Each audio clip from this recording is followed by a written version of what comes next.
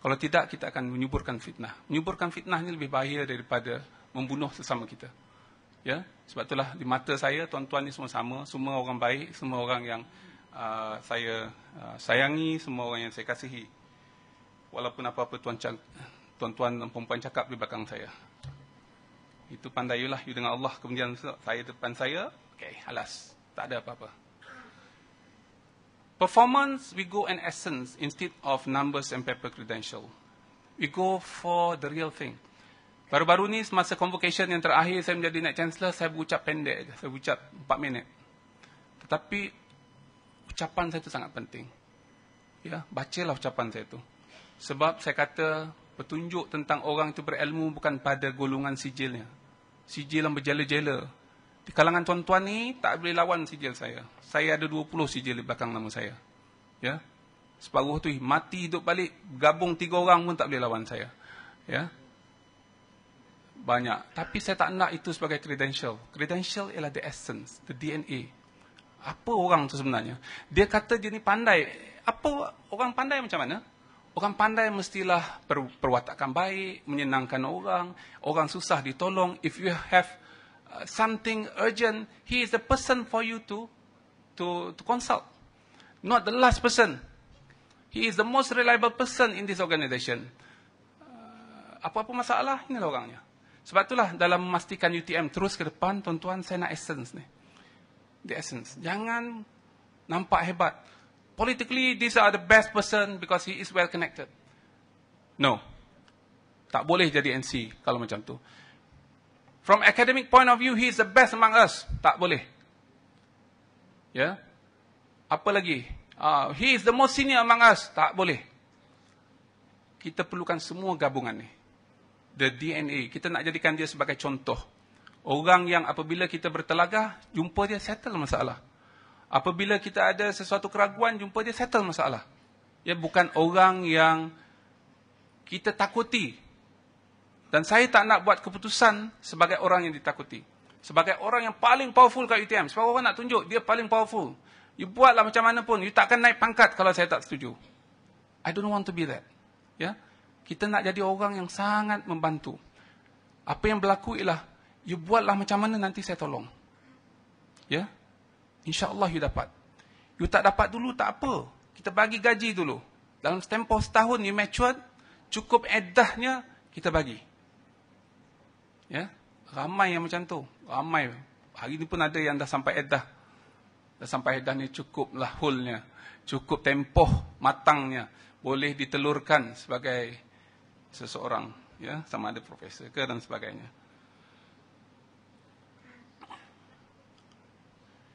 And this is very important. Deans in particular, head of departments, if you want to get commitment, you must involve everyone.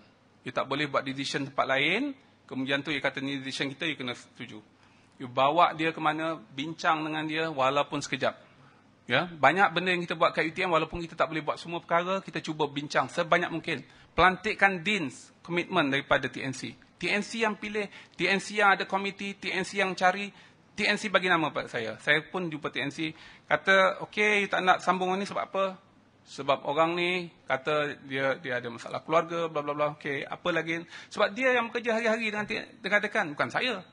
Apa-apa hal TNC yang, TNC lebih tahu. Dia duduk berhari-hari dengan dekan-dekan dia. Dekan pula duduk berhari-hari dengan ketua jabatan dia. Saya tak nak dalam skim itu ada ketidakseimbangan. Mereka tak boleh support orang ni sebab orang ni tak setuju dan sebagainya. Jadi, it's up to them. You involve, you get commitment, and then we become committed. Why we become committed? Because our decision. You suggested to me. Yeah? Therefore, we must comply with that. So, I think this is 10 lessons, important lesson for you to understand. This is what I've learned. 9. Ada satu lagi. Cukup lah. 9 lah. Whatever lah. Oh, lesson ke-10 this one, sorry. Lesson ke-10 yang this one. Lesson ke-10 ya, ialah innovation principles ni. Jadi saya started thinking about innovation ni pada tahun 2009 ketika Datuk Seri Najib menjadikan tema inovasi dalam pentadbiran beliau. Yang ketika itu saya salah seorang yang dijemput untuk berikan pandangan dan sebagainya. Saya ada 6 principle, senang saja nak become innovative. Dalam organisasi kita, very innovative. Nombor 1, aims or area of concern. Aims, kena ada aims. Apa benda yang kita nak buat ni? Kita nak jadi UTM lebih efficient. Lebih efficient. I'm talking about organization, structure. So what is the area we are concentrating on? Katalah sekarang ni, the speed of processing PhD thesis. The moment, dulu kita speed of offering, offering students placement. Ya, after they applied. So, berapa hari kita tentukan. Sebab yang dulu-dulu, kadang-kadang sampai 6 bulan baru dapat. Akhirnya, tuan ataupun you are offered to read PhD in blah blah blah, in UTM blah. Jadi kita dah settlekan perkara tu dalam masa 3 bulan terus. Kita boleh come out dengan itu. Maximum. Tapi usually we can do it within 2 weeks or 3 weeks. Okay, jadi macam mana kita nak buat? Kita tentukan apa area spesifik. Jangan kita buat kata kita nak jadi universiti terkenal. Apa area kita nak fokus? Terkenal. Tak kisahlah apa terkenal. Itu yang macam-macam tu. Main bola kita terkenal. Kita spend duit banyak-banyak berjuta untuk tim bola sepak. Tim bola sepak ni boleh menang, boleh kalah tuan-tuan. Pemain bola sepak ni berjuta harga ni sekarang. Kalau kita nak menang lah bola sepak, nak jadi jago bola sepak kat Malaysia ni, habis 15 juta belum tentu lagi kita jadi tokoh bola sepak. Pasukan bola sepak terkuat di Malaysia. So, forget about it. Jangan jadi terkenal menjadi pasukan bola sepak terhebat di Malaysia. Yeah? It's not our concern. Nombor 2 ialah, we must make sure that those who are involved, those who are in the process must get the benefits. Sebagai contoh, katalah kita baru-baru ni buat convocation. We had more than 2,000 students. And the instruction given was very clear. We had only 1 day we want to spend with graduates and we must complete within 1 day. Yeah, that is the instruction. So benefit mesti tengok kepada orang yang buat benda tu. Apa benefitnya? You tak payah kerja 2 hari. Dia seronok lah, tak payah kerja 2 hari. TNC, dekan-dekan, pengarah-pengarah, ahli lembaga dan sebagainya, you don't have to come twice. Sekali dia duduk atas tu, duduk tengok orang, ya. Bagus juga duduk atas tu sebab kita banyak berzikir. La ilaha illallah, la ilaha illallah. Tengok orang lalu lalang kat depan tu. Ya. You berzikir sehari saja, tak payah 2 hari. Ya. Kalau tidak dulu, kita buat panjang. So benefitnya ialah kita dapat banyak masa buat kerja lain. Ya, sebagai contoh. Kurang dari segi bajet dan seumpamanya. So we must find the champions. Sebab kita tak boleh buat sendiri benda tu. Saya tak boleh buat benda tu. Pendaftar tak boleh buat benda tu. Kalau tidak, tak ada kerja lain lah kita. We must find someone who can do this. Okay, this is the trick. You will not find someone who is going to be perfect. That is the first principle. Yeah, perfection is very subjective. You will not find perfection in this. Therefore, we have to tolerate to become a champion. The first round, kita kata buat macam ni, kita tolerate. Salah pun tak apa. Many organizations, tuan-tuan, kalau ada satu kesalahan, the whole team tu kena buang. Pom. Ya, sebab katalah ibu bapa complain, dia tak dapat masuk. 3 orang complain, duduk kat luar tu tak dapat masuk. Sebab apa? Dia datang lambat. Bila datang lambat, tempat je tu orang duduk. Lepas tu dia duduk kat luar, orang pelong kita tak pergi pujuk dia, dia pun tulis surat rasmi. Adapun saya amat kecewa sebab tak dibenarkan masuk. Saya masuk tak ada tempat kursi kosong. Bila kat depan penuh kursi kosong. Ya, maknanya kita tak communicate dengan orang depan. So, in that case, we don't punish the champions. We grow the champions. Kita bagi tahu dia, champion come, next time ada orang duduk kat luar tu, cari tempat kosong. Itu aja instruction yang diperlukan. Jadi dia akan comply with the principle that we must improve. They will be more committed. They will support our organizations. They will be within the framework. They will be part of the team. Kita tak nak singkirkan orang-orang ni buat 3 kesalahan. Confirm dia akan buat kesalahan ni. Akan masuk neraka. Jadi dia bukan sebahagian daripada kita. Jadi akhirnya bila buat macam tu, you segmentize the whole people. UTM ni out of 6,000 staff, at the end you have only 60 to work with. Why? The rest tu semua ada defect-defect yang tak boleh dibaiki lagi. Ya, semua reject. Why not we think of 6,000 and we want every single of you to work for UTM. Committed. If you made mistake, learn from your mistake and we move forward. That's what we do. That's what we have done. Ya, sebab itulah kalau ada yang terguris apa semua tu, saya tak boleh memenuhi permintaan semua orang dan saya tak sempat nak cakap. Jadi general saya lah yang 4-star ramai di keliling saya ni kena tolong untuk pastikan perkara tersebut. Dan kita gunakan semua orang, tuan-tuan. Daripada yang sekecil-kecil ni dalam konteks pengurusan UTM sampai yang paling atas. Sebab itulah tuan-tuan, kalau tuan-tuan nak tengok tuan-tuan betapa committednya, tengok Pro-Chancellor kita. Ya. Tak ada universiti di Malaysia ni Pro-Chancellor diberi tugas kecuali di UTM. Tepuk tanganlah pada Tan Sri. Saya nak ceritalah Tan Sri ni, trik lah kan Tan Sri. Bila saya tak dapat buat kerja, saya tak boleh pergi. Program tu penting sebab banyak jadi Net Chancellor ni banyak perkara, tuan-tuan. Jangan senang Banyak orang jadi Net Chancellor ni keluar pada universiti tu rambut je luruh.